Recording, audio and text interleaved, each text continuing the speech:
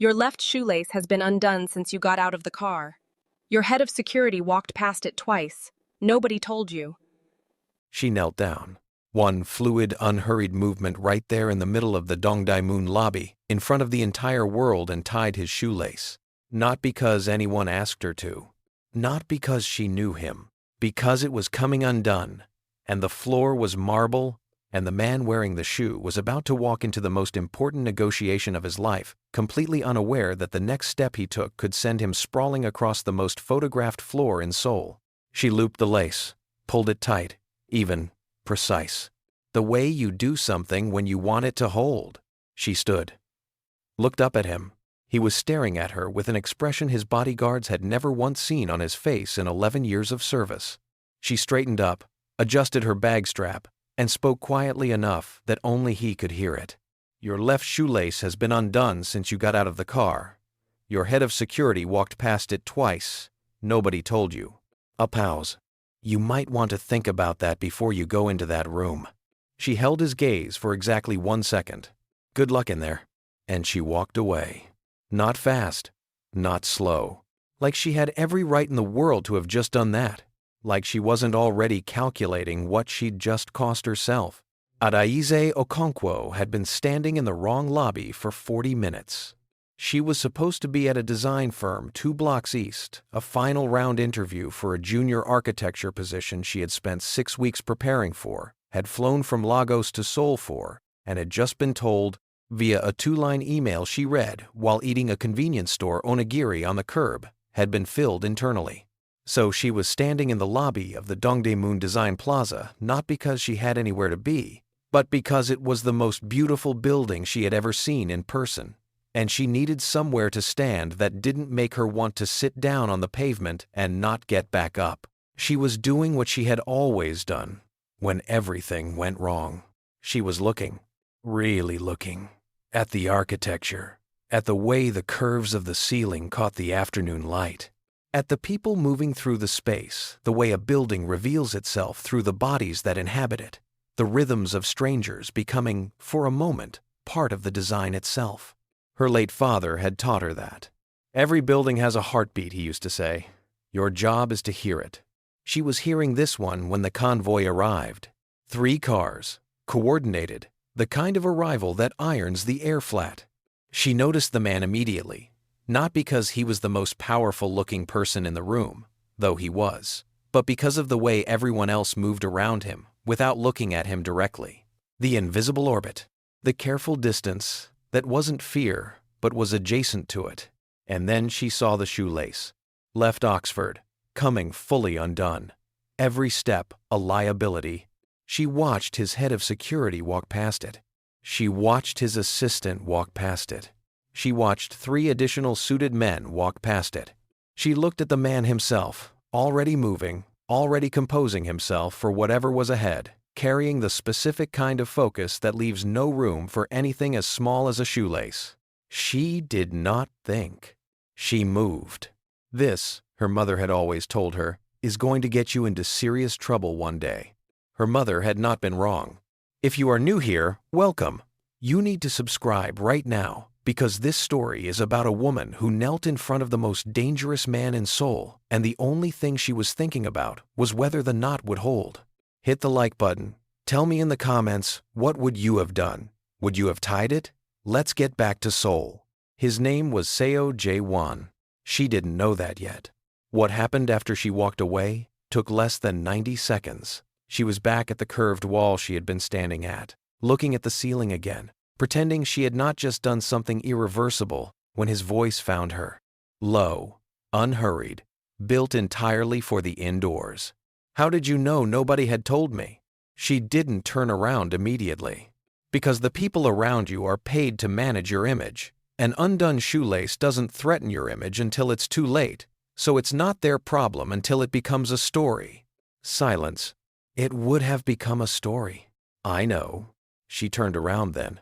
He was looking at her the way she imagined he looked at blueprints, not casually, not socially, the way you look at something you are in the process of understanding completely. You're not press. I'm an architect. Or I was going to be, as of about 40 minutes ago. Something shifted in his face. not pity. Something more careful than that. He reached into his jacket, placed a card on the ledge beside her. Juwon Tower, Songsu-dong, a name Kim Hae-soon, Director of Development. There's a project, he said.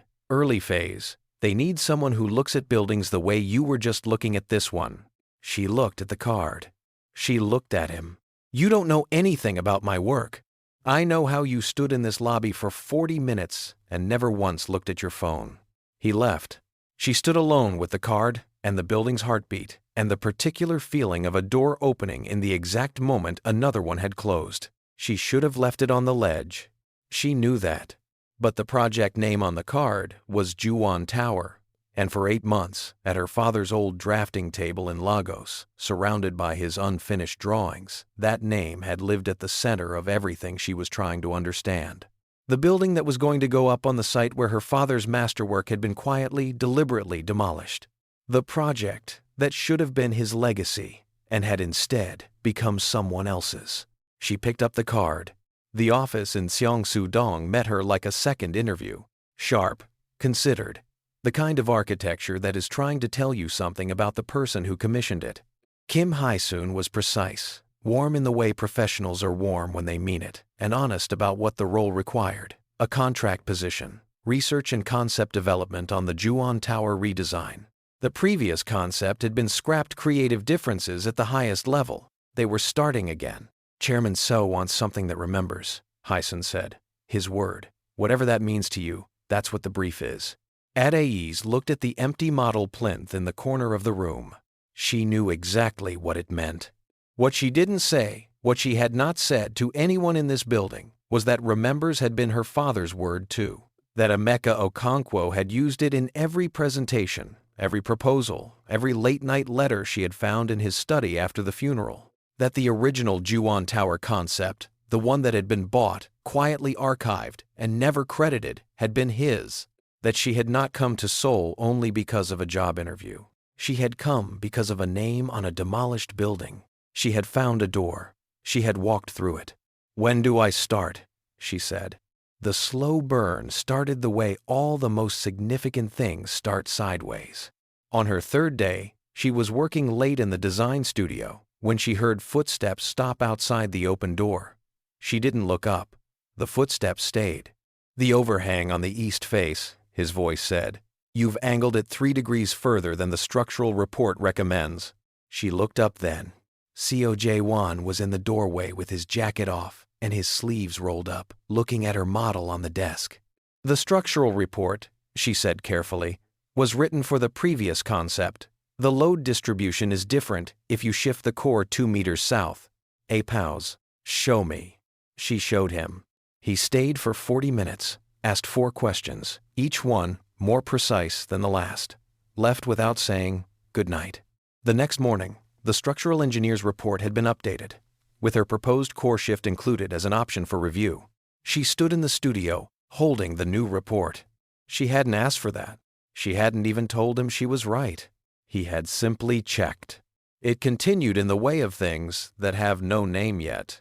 A book left on her desk, her father's name, cited in the bibliography of a 2009 architectural retrospective. No note, just the page marked. She stood at her desk for a long time looking at her father's name in print in a country that had never officially acknowledged his work existed.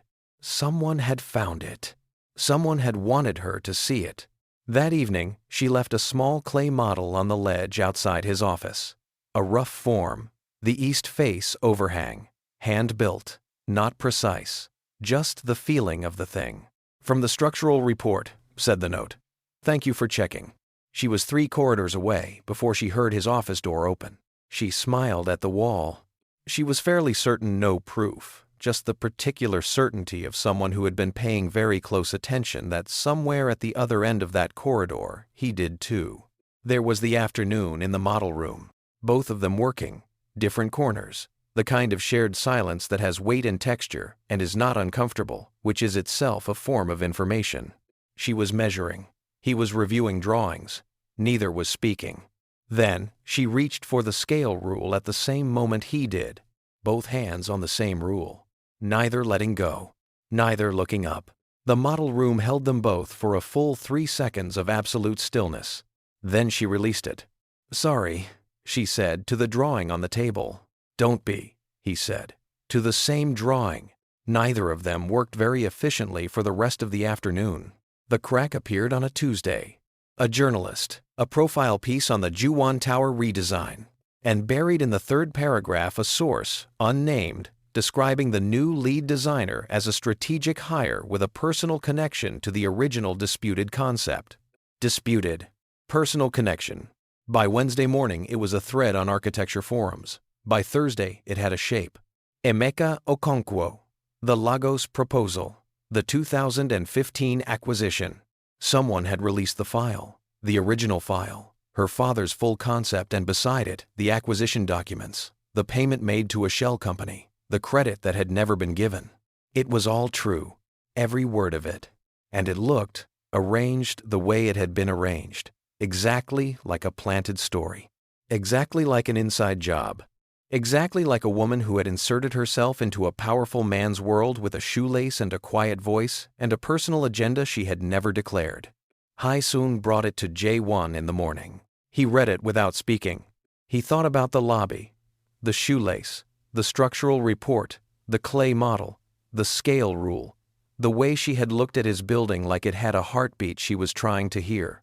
He thought about how a woman who had come here with an agenda would have moved faster, would have asked questions earlier, would not have spent 3 weeks learning the bones of a building before saying a single word about what she needed from it. He thought about all of this. And then he looked at the article again.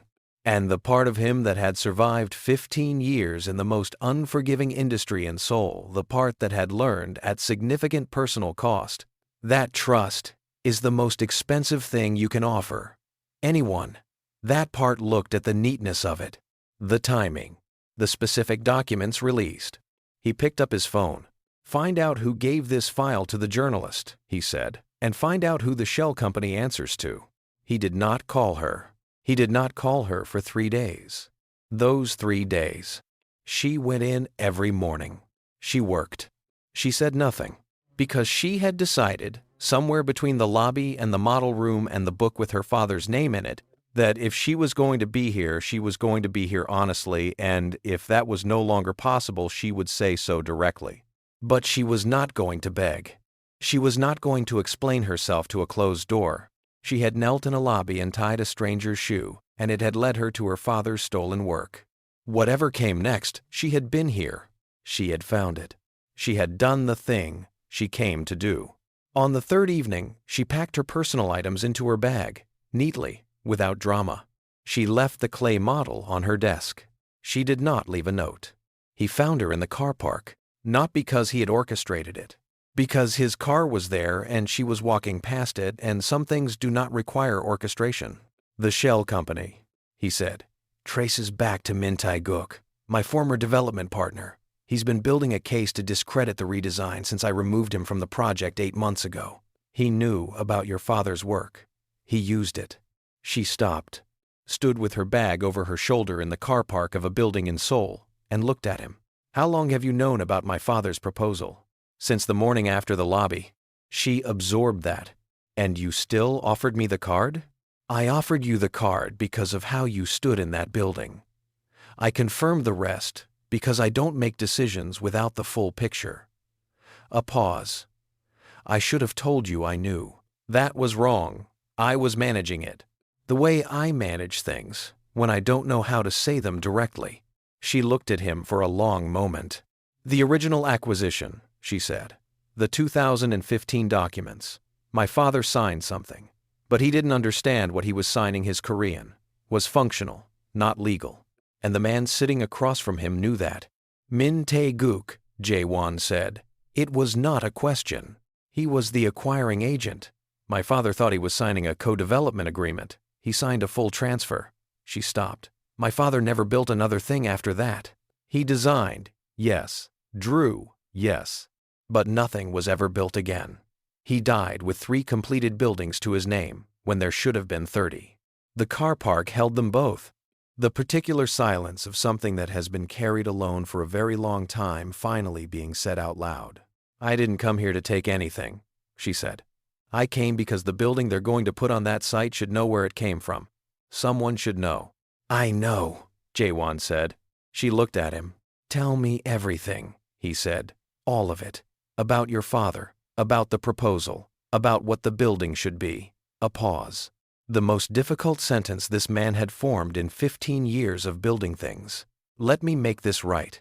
If you're still here, subscribe right now, because what happens next is the part that will make you feel everything you weren't expecting to feel. Hit the bell, drop a comment. Tell me what moment hit you hardest. We're almost at the end. Stay with it." What Seo Jae-won did with what she gave him was methodical and absolute. The legal team. The original 2015 documents. A forensic review of the acquisition.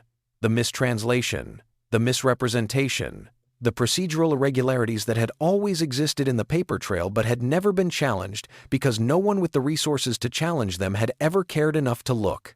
Min Tae-guk, presented with the full scope of what had been uncovered, made a decision that powerful men in difficult positions frequently make. He cooperated extensively. The formal credit was not a gesture. It was a legal correction, architectural record, official project documentation. The name Adaeze Okonkwo restored to the foundation of the work that had come from his. It would not bring him back. Jae-won knew that when he signed the paperwork. He signed it anyway. He also did one other thing, something no one had asked for. He commissioned a small room in the base of Juwon Tower. Not a lobby feature, not a plaque. A room quiet, accessible with original drawings. The Lagos concept. The full vision. Everything her father had built toward before it was taken. A building should know where it came from, the brief said. No name on the brief. She would recognize the words. She was in the studio when he came to find her. Late. Later than anyone else was still working.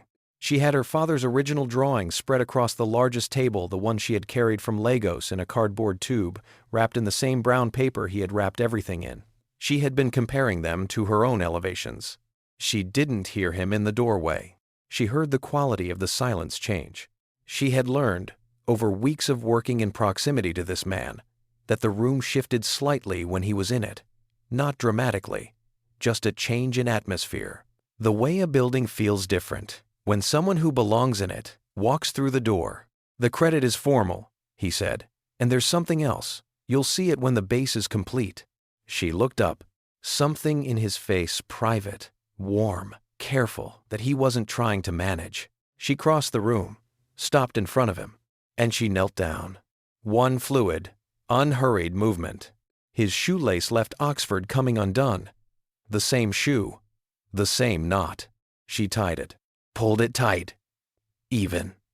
Precise. The way you do something when you want it to hold. She stood, looked up at him. "Still," she said quietly. "Nobody told you." Something moved through his face, open and unguarded, and entirely without armor. "I noticed it this time," he said. "I just wanted to see if you would." She laughed, warm and full and completely unguarded, the kind of laugh that found every corner of a quiet studio and filled all of them. He smiled. Small, private, belonging to no audience. Just for her. She reached up, adjusted the collar of his shirt. One precise, unhurried movement. "My mother always told me paying attention was going to get me into trouble." Was she right? Adaeze looked around the studio, at her father's drawings, at the city blazing beyond the floor-to-ceiling glass, at this man standing in front of her without a single wall between them. She was right about the trouble, she said. She didn't mention the rest. He reached up, tucked one of her braids back from her face, the mirror of her gesture. Deliberate, slow, everything he hadn't said out loud since a lobby in Dongdaemun contained in one unhurried movement. Outside, Seoul burned. Han River catching every light and holding it. And in a studio on the 14th floor, a man who had built an empire with his hands learned what it meant to build something that could not be measured. And a woman who had crossed an ocean for her father's name found something she had not known to look for. The city held them both. Patient and indifferent and magnificent, carrying all its millions of stories simultaneously. But this one, this particular one, about a woman who knelt in a lobby and tied a shoelace and changed the entire direction of her life in the space of one careful knot. This one, Seoul had watched from the very beginning. And it was worth watching. If you made it here, thank you. Genuinely. You are exactly who this channel exists for. If this story made you feel something, if there was a moment that made you hold your breath, or smile at your screen, or feel something you weren't expecting, hit the like button right now. It takes 1 second, and it means everything. Subscribe if you haven't already. We have more coming. More cities, more women who show up fully, more men who have to learn what it costs to be seen. Drop a comment. Tell me your favorite moment. The shoelace, the scale rule, the room in the tower, the last knot. I read every single one. We'll see you in the next story. Don't be a stranger.